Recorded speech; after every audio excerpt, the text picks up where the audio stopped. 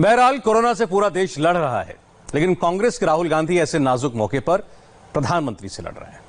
आज राहुल ने ट्विटर पर एक नई भविष्यवाणी की, वो ये कि कोरोना काल में सुनामी आने वाली है, इकोनॉमिक सुनामी। राहुल गांधी जिस तरह पिछले कुछ दिनों से अपने बयानों से अपनी ही किरकिरी करवा रहे हैं, उसमें सुनामी का शिगुफा कितनी दूर तलक जाएगा वो भी जल्द देश को देखने को मिलेगा। राहुल क्यों हर बात में मोदी मोदी जपते हैं, इसे समझने के लिए हमने राहुल के ट्विटर टाइमलाइन को खंगाला और ये रिपोर्ट तैयार की।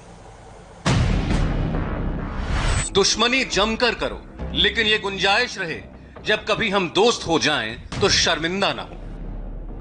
राहुल गांधी को यह शेर जरूर पढ़ना और समझना चाहिए। विरोध और दुश्मनी का अपना सलीका होता है, लेकिन मोदी विरोध में राहुल को किसी सलीके की परवाह नहीं है। प्रधानमंत्री पर राहुल गांधी लगातार भड़के हुए हैं, फायर हैं। राहुल के ट्विटर अकाउंट की टाइमलाइन देखिए, कभी अंग्रेजी में लिखते हैं, फिर हिंदी में उसी बात को दोहराते हैं। कभी कहते हैं सुनामी आने वाली है, कभी डरने और डराने की लाइन ले लेते हैं।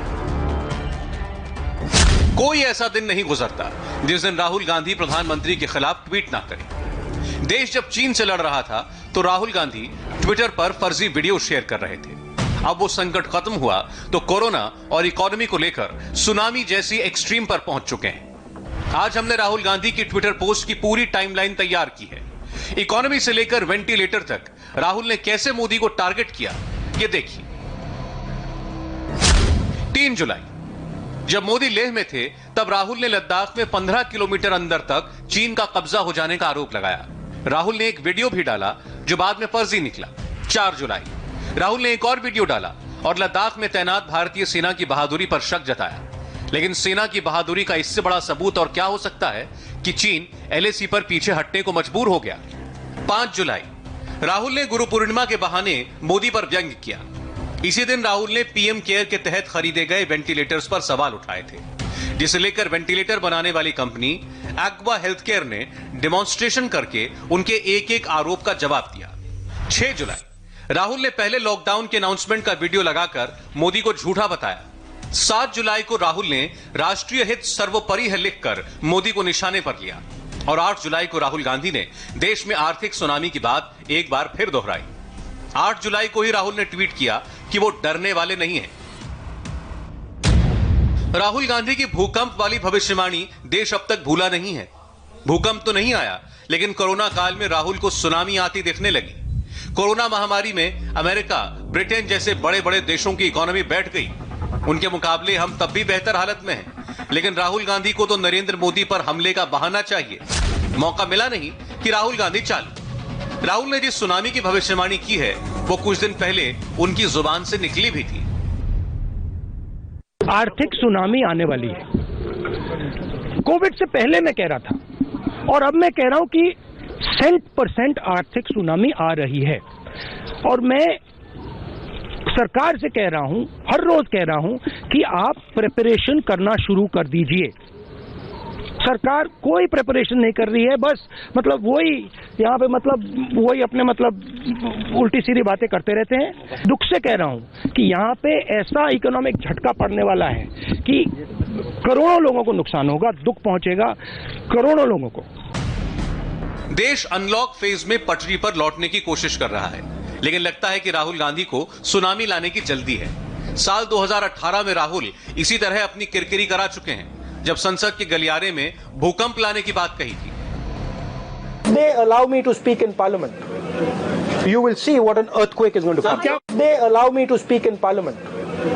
You will see what an earthquake is going to come. कभी-कभी सुनते थे भूकंप आएगा, लेकिन 5 साल का कार्यकाल का पूरा हो रहा है, कोई भूकंप नहीं आया।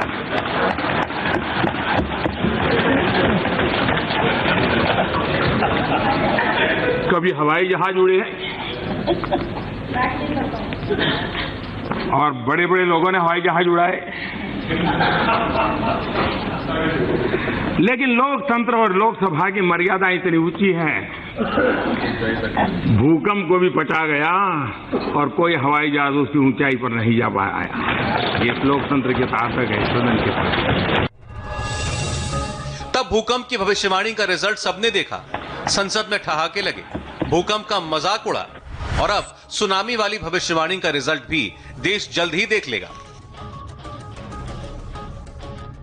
राहुल अक्सर अपने बयान और ट्वीट से अपनी ही किरकिरी कराते आए हैं। एक और उदाहरण देख लीजिए। राहुल ने देश में बने वेंटिलेटर्स पर सवाल उठाया, लेकिन वेंटिलेटर बनाने वाली कंपनी एक्वा हेल्थ केयर के मालिक प्रोफेसर दिवाकर वैश्य ने डेमो देकर देश को सच दिखाया। कई सारे आरोप लग रहे हैं कि FiO2 या ऑक्सीजन हम सही डिलीवर नहीं कर रहे हैं। तो इसका सबसे सिंपल प्रूफ है, ये एक थर्ड पार्टी कंपनी है, एनवीटेक इसका नाम है। ये जर्मनी की कंपनी है, बहुत बड़ी कंपनी है जो कि ऑक्सीजन सेंसर बनाती है। तो ये आपको दिखा देगी कि अभी ऑक्सीजन लेवल हवा में कितना है। तो अभी आप यहाँ पे देख सकते हैं कि हमारा वेंटिलेटर दिखा रहा है कि 21% है। अभी ये स्टार्ट हो रहा है और आपको ये दिखाई देगा कि 20.9%, मतलब वही ऑलमोस्ट 21% के आसपास यहाँ पे है ऑक्सीजन। अब मैं इसको ऊपर से निकाल दूंगा, इसके ऊपर ये लगा दूंगा। अब इसके बाद मैं FiO2 यहाँ से बढ़ाऊंगा, देखते जाइए कि क्या होगा। उसके बाद मैं 100% पे ले जा रहा हूँ। मैंने 100% पे कर दिया और येस का बटन दबा दिया।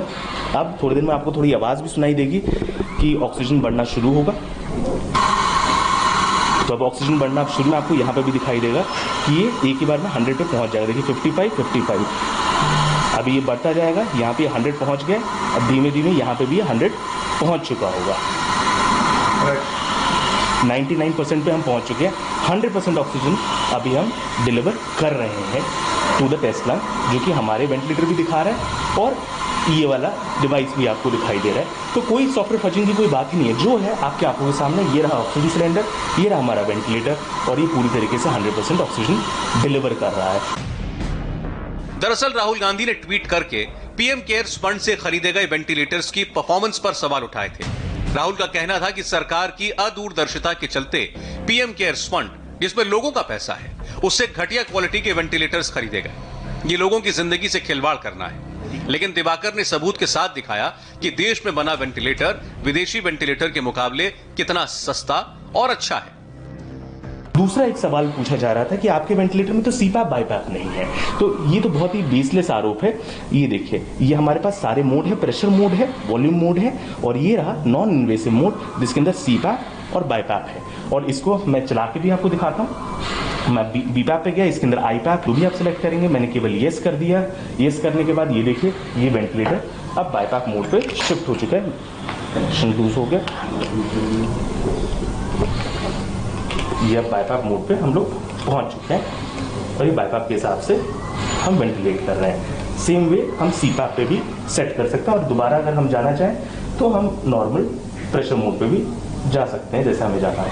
अब हम प्रेशर मोड पे पहुंच गए, जो कि प्रेशर SAMV मोड है। और ये देखिए, पूरी तरीके से सिंक्रोनाइज कर रहा है मेरे ब्रीदिंग एफर्ट के साथ। तो जैसे मैं यहाँ से एफर्ट देता हूँ, अभी पेशेंट एफर्ट दिखा रहा है। अब ये मशीन पे आ गया, जैसे ही मैं इसको थोड़ा सा एफर्ट दूंगा, ये ऑटोमेटिकली दिखाएगा कि पेशेंट एफर्ट है। फुल्ली फंक्शनल वेंटिलेटर है, state of the art ventilator है। कोई भी वेरीफाई कर सकता है, कोई भी देख सकता है, कोई भी बता सकता है कि वेंटिलेटर काम कर रहा है नहीं कर रहा है। राहुल ने वेंटिलेटर का मुद्दा उठाया, जवाब प्रमाण के साथ देश को मिल गया। राहुल का दावा फिर गलत साबित हुआ।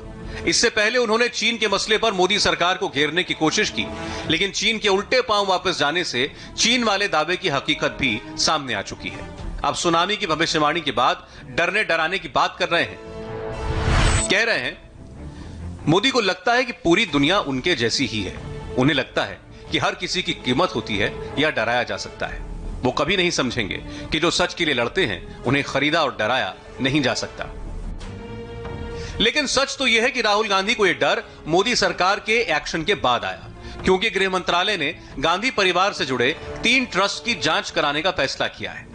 अब तक इन ट्रस्ट पर आरोप प्रत्यारोप लग रहे थे, लेकिन अब सिस्टम के तहत पूरी जांच की जाएगी। राहुल गांधी इस फैसले से भी भड़के हुए हैं, इसलिए सुनामी से लेकर डरने की बातें करके प्रधानमंत्री पर निशाना साध रहे हैं। सियासत से अलग यूपी पुलिस के लिए